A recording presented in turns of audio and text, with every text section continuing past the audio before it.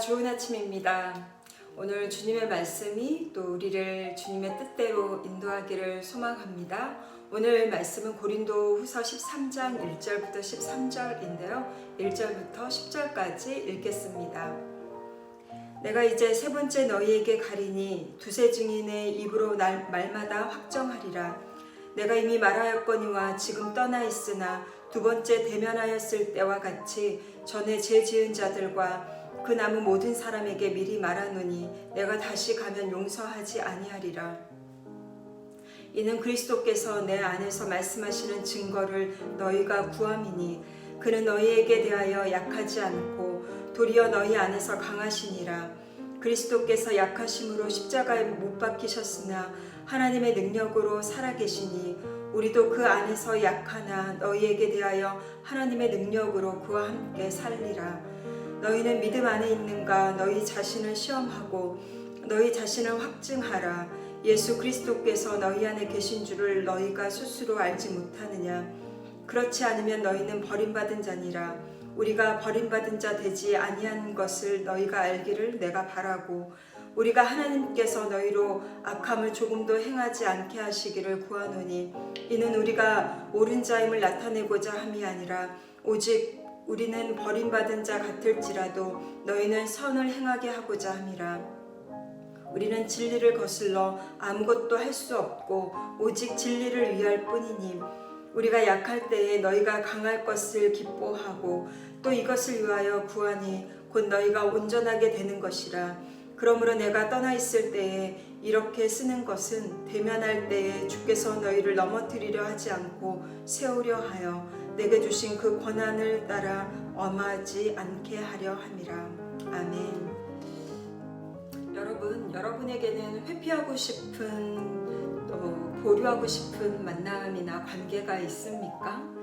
이런 경우는 문제가 있다라는 의미입니다. 불편한 말을 해야 하고 불편한 관계를 고스란히 겪어야 하기 때문입니다. 그래서 인내라는 말로 회피하고 또 무관심이라는 말로 보류합니다. 그런데 그러면 그럴수록 회복하기가 더욱 힘들어진다는 것을 알고 있습니다. 분명 인내와 무관심으로 기다려야 할 때도 있습니다.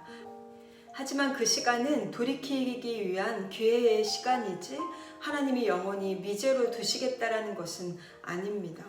오늘 바울도 고린도 교회에서 돌이킬 시간을 주며 어떻게 돌이켜야 하는지를 말하고 있습니다. 먼저 1절부터 4절을 보면 엄중한 경고인데요. 바울은 편지를 마무리하면서 엄중한 경고를 합니다. 1절에 보면 세 번째 방문에 말마다 확정할 것이다 라고 말합니다. 그들이 하는 주장에 대해 하나하나 바르게 세우겠다라는 것입니다. 또 2절에 보면 미리 말하노니 내가 다시 가면 용서하지 아니하리라 라고 말합니다. 이 경고가 심판과 다른 것은 돌이킬 여지가 있다라는 것입니다. 바울은 이 엄중한 경고의 편지는 세 번째 방문 때에 기쁜 만남이 되도록 준비시키는 것입니다. 이 경고의 대상은 2절에서 보면 전에 죄 지은 자들과 그 남은 모든 사람들을 의미합니다. 그런데 이 사람들을 이미 12장 20절 21절에서 말하고 있는데요. 다투는 자, 시기하는 자, 분쟁하는 자, 당짓는 자, 또 비방하는 자, 수군거리는 자, 거만한 자, 더러운 자, 음란과 호색하는 자들을 말하고 있습니다. 그들이 돌이키지 않는다면 바울은 용서하지 않겠다라고 말합니다.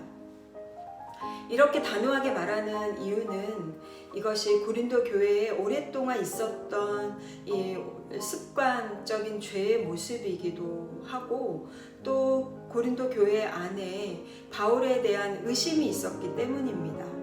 고린도 성도들은 바울이 편지에는 힘있게 말하고 그 편지 내용에 무게가 있는데 대면하면 약하고 말도 시원하지 않다라는 것이었습니다. 그래서 바울의 말이 영향력이 없었던 것이죠. 그렇게 더욱더 강력한 의지를 보여서 바울은 경고하고 있습니다. 그런데 바울이 이렇게 강력하고 단호한 말을 하는 근거는 그에게 있지 않고 그리스도에게 있습니다. 3절의 말씀처럼 그는 너희에 대하여 약하지 않고 도리어 너희 안에서 강하시다라고 그리스도에 대해서 말씀하고 있습니다. 그리스도께서 약하심으로 십자가에 못 박히셨으나 하나님의 능력으로 살아계십니다. 이 유일무이한 그리스도의 십자가 죽음과 부활은 죄에 대한 죽음과 승리입니다. 주님은 새 시대를 여신 하나님의 권능이십니다. 그리스도로 인해 비천한 몸이 영광스러운 몸이 되었으니 이제 자기 만족과 육체를 따라 살지 말고 영광스러운 주님을 위한 새 시대에 합당한 삶을 살아야 한다는 것입니다.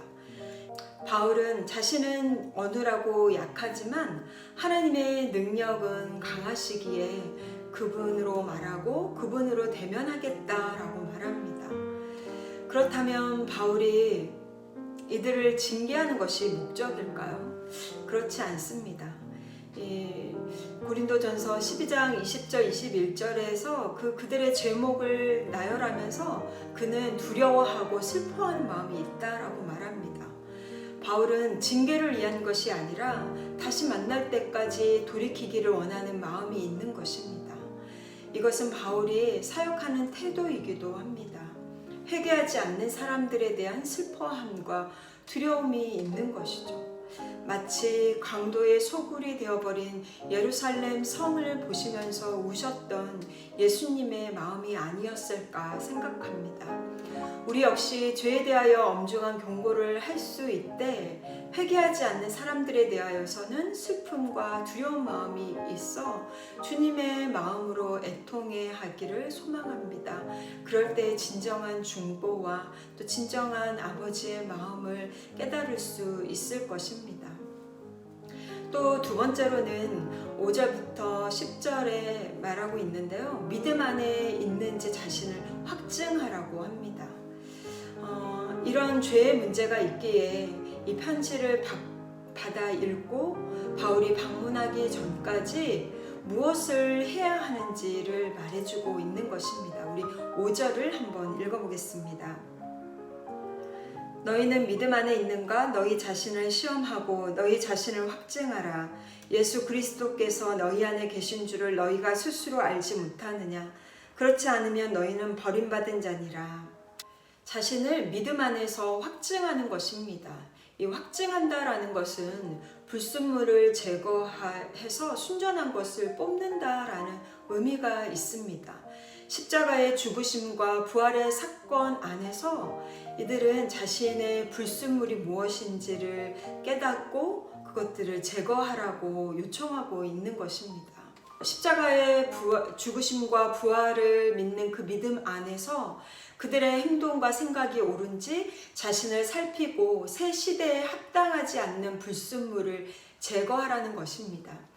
만약 그들이 불순물을 제거하지 못한다면 그들은 하나님께 버림받은 자입니다. 그래서 8절에 보면 우리는 진리를 거슬러 아무것도 할 수 없고 오직 진리를 위할 뿐이다 라고 말하고 있습니다. 진리를 거스르면 하나님께 버림받지만 진리를 위하여 살면 세상에 버림받을지라도 하나님께 버림받지 않는다라는 것입니다. 하나님의 능력은 진리를 위해 살 때에 경험하는 능력입니다. 이것은 세상에서 외톨이가 되는 것이 아니라 가치 있는 문화를 세상에 소개하는 신간 도서와 같다라는 생각이 듭니다. 사람은 변하지 않아 라는 통념을 그리스도 안에서 사람은 변해라는 신간을 소개하는 삶을 사는 것입니다.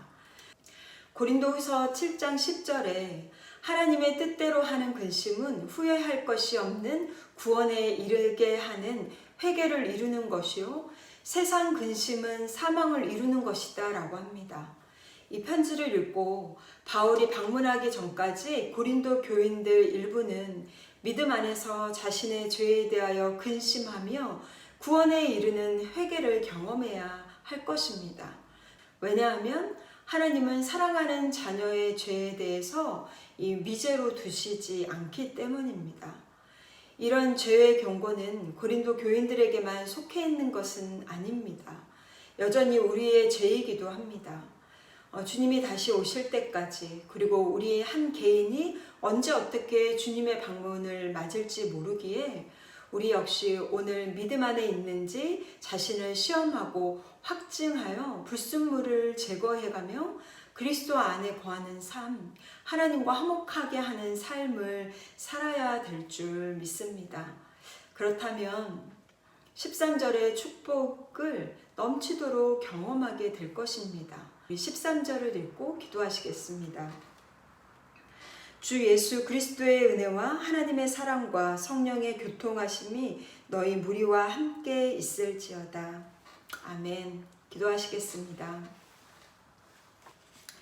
사랑의 하나님, 그리스도께서 약하심으로 십자가에 못 박히시고 하나님의 능력으로 살아계셔 우리를 죄에서 자유케 하시고 하나님과 화목하게 하심을 감사합니다. 우리로 믿음 안에 있어 진리를 거스르지 않게 하시고 하나님의 경고를 받을 수 있게 하시고 돌이킬 수 있는 믿음을 허락하여 주시옵소서. 세상 풍조를 따르는 죄에 빠지지 않게 하시고 오히려 세상에 그리스도의 편지되어 그리스도의 문화를 나타내는 교회 되게 하여 주시옵소서. 주 예수 그리스도의 은혜와 하나님의 사랑과 성령의 교통하심이 오늘 우리의 삶에 함께 있기를 소망합니다. 이 모든 말씀 살아계신 예수 그리스도 이름으로 기도드립니다. 아멘. 오늘 말씀을 묵상하시며 빛 되신 주를 찬양하시고 또 빛 되신 주님이 우리의 모든 어둠을 밝히 비추시고 또 세상 가운데 빛과 소금으로 살아갈 수 있는 능력으로 나타나시기를 소망합니다.